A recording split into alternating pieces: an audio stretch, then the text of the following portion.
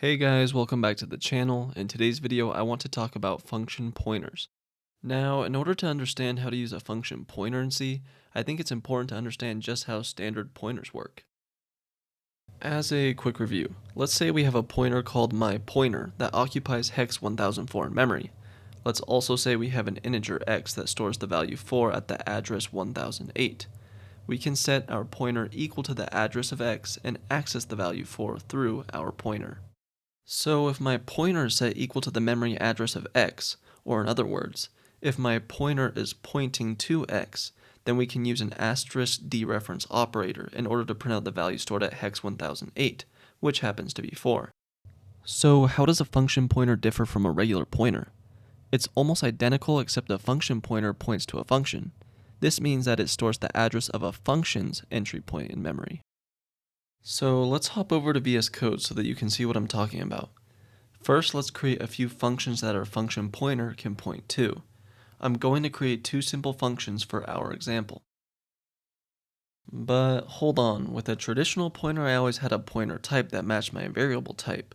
So what would I use in this situation? Well, we just need to create an identical function pointer type with the same return type, a name, and the same argument types as well.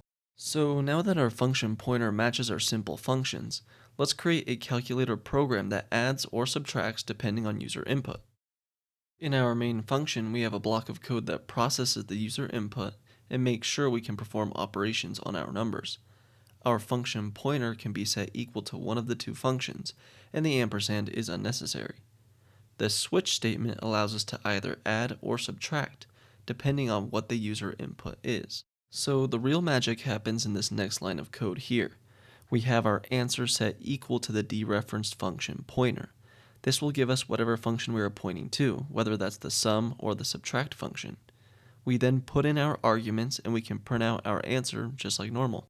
So after compilation, we can now run our program with this command and get out our answer. The function pointer was set equal to the sum function because our operation argument was plus. In the next example, we can run our program again, but this time we received the correct result because our function pointer was now set equal to the subtract function. Alright, time for a recap. Instead of pointing to a variable specified by a traditional data type, a function pointer points to a function. The text above shows the basic outline for creating a function pointer. It's really just a copy of the function with a star before your function pointer name. This next slide shows another example, just so you're familiar with the syntax. So this was just a small simple example to show the basics of function pointers, but if you found this video helpful, make sure to like and subscribe for more content just like this.